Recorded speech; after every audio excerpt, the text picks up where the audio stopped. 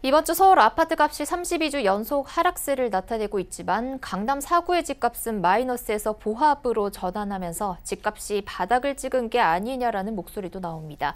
여기에 주택도시보증공사의 분양가 규제로 후분양을 선택하는 단지들이 늘면 공급 부족이 일어나서 결국에 집값이 오를 거라는 게 상승론자들의 논리입니다.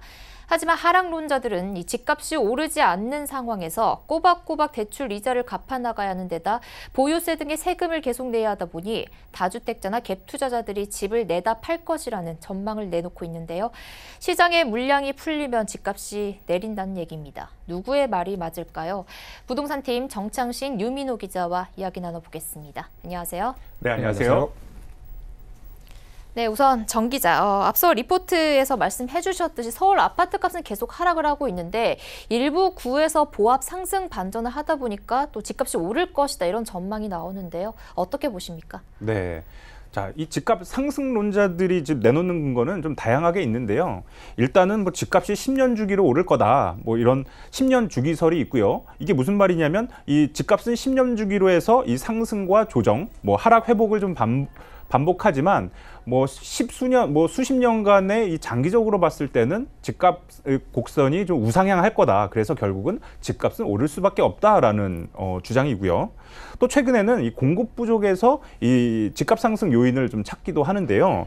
이게 무슨 말이냐면 최근에 이 주택도시보증공사가 이 고분양가가 나오는 걸 막기 위해서 이제 최근에 이제 분양을 앞둔 이 단지들의 분양가를 책정을 할 때 기존에 한 1년 이내에 분양단지의 분양가를 기준으로 해서 그 선을 넘지 못하도록 좀 규제에 나서고 있거든요. 그러니까 상황이 이렇다 보니까 이 서울 재건축 단지 일부에서는 그럼 그럴 바에는 지금 분양을 하지 말고 어느 정도 지은 다음, 그러니까 한 2년 정도 뒤에 분양을 하는 그런 후분양 카드를 꺼내 들기도 했는데요. 실제로 좀 알아보니까 이 서울 삼성동의 상하 2차 아파트 같은 경우가 재건축하면 지금 레미안 라클라시라는 단지로 지금 재건축하게 되는데 이 단지가 지난 19일 이사회에서 후분양을 하기로 결정을 이미 했고요. 또 서초동에는 이 무지개 아파트가 지금 재건축 준비 중인데 지금 후분양을 좀 검토하고 있는 것으로 나타났습니다. 그러니까 이 단지 재건축 조합은 이 분양보증 심사 기준이 적용되는 오는 24일까지 이 분양보증을 좀 받지 못할 경우에는 후분양 카드로 좀 꺼내들 것으로 예상이 좀 되고요. 또 업계의 또 소식에 따르면 이 반포동이나 방배동 또 잠원동 같은 경우에 이 재건축 단지들이 후분양제를 좀 검토하고 있는 것으로 알려졌습니다. 네, 올해 서울 공급 예정 물량을 또 조사를 해오셨다고요? 네네. 네, 그러면 이제 우선 올해 서울에 얼마나 공급이 되는지가 궁금하고요. 또 앞서 말씀하셨듯이 후분양 단지가 늘어나게 되면 또 결국에 공급이 줄어드는 거 아닌지도 궁금한데요. 네. 그렇습니다. 일단 부동산 정보업체의 도움을 받아서 한번 조사를 좀 해봤는데 올해 서울에서 재건축이나 재개발 뭐 이런 정비사업이라고 하는데 이런 정비사업을 통해서 공급되는 단지는 45곳이었고요. 총 가구 수로는 6만 6천여 가구로 집계가 됐습니다. 그런데 이게 이제 올해 총 공급되는 물량인데 1월부터 5월까지는 이미 지금 공급이 이루어졌고요. 이때 공급된 게 9개 단지 7,600여 가구 정도 됐고요. 이제 이게 이 7,600여 가구는 이제 총 가구 수인데 이 중에서 이제 일반 분양으로 나온 물량은 한 46% 가량인 3,500여 가구 정도가 됐습니다. 그러면 이제 올해 공급 예정 가구의 한 12% 가량이 지금 5월까지 공급이 됐다라는 얘기고, 그럼 나머지 대부분의 물량은 이제 앞으로 공급이 돼야 되는데 아직 뭐 일반 분양 일정이 확정되지는 않았거든요. 그래서 공급은 한 5만 8천 가구가 공급은 되지만 이 중에 일반 분양이 얼마나 나올지는 아직은 뭐 집계할 수는 없는 상황인 겁니다. 하지만 아까 말씀드렸다시피 이들 단지가 좀 후분양을 선택을 얼마나 하느냐에 따라서 이 공급 부족이 얼마나 나올지가 나오기 때문에 상황은 좀 더 지켜봐야 할 걸로 좀 보이고요. 만약에 후분양으로 전환하는 단지들이 좀 많다라면 공급 부족 문제가 좀 터질 수도 있는 상황인 겁니다. 자, 전문가의 얘기를 한번 들어보시죠.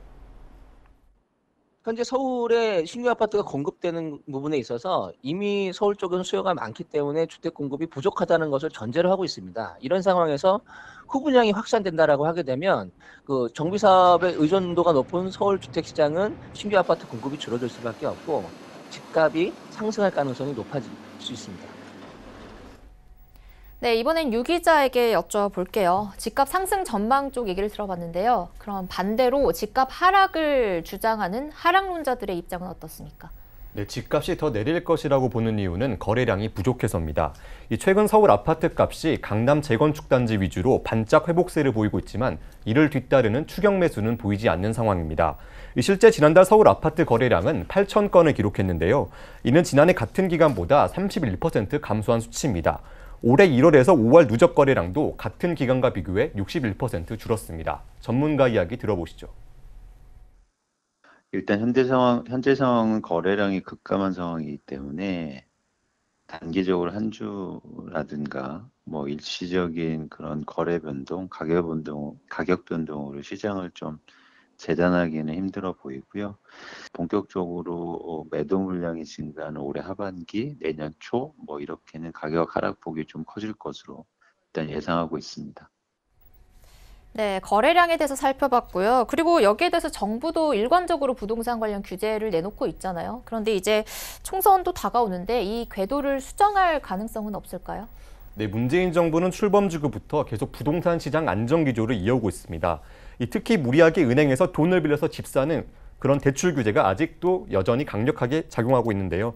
이 집값이 더 오를 거라고 보는 쪽은 미국이 기준금리를 곧 내릴 거고 이에 압력을 받은 한국은행도 금리를 내리면서 이 부동산 시장에 돈이 더 흘러갈 것이라는 그런 예측을 내놓고 있습니다. 하지만 애초에 돈 빌리는 게 쉽지 않아서 하반기 집값 상승을 이끌 결정적인 방아쇠는 되지 않을 전망입니다. 네, 정부는 추가 대책도 이야기할 만큼 의지가 확고한 모습을 여전히 보이고 있습니다. 최근 서울 집값이 꿈틀대자 여당과 청와대 쪽에서 지금 상황을 예의주시하고 있다 이런 메시지를 연달아 내놨습니다. 아울러 오늘 청와대 정책실장에서 물러난 김수현 실장이 내년 총선을 준비 중인 김현미 국토부 장관 후임으로 들어갈 것이란 전망도 일각에서 나왔는데요. 이는 정부의 집값 안정 의지에 힘을 실어주는 대목입니다. 네, 엇갈리는 서울 집값 전망에 대해서 부동산팀 정창식, 유민호 기자와 말씀 나눠봤습니다. 감사합니다. 네.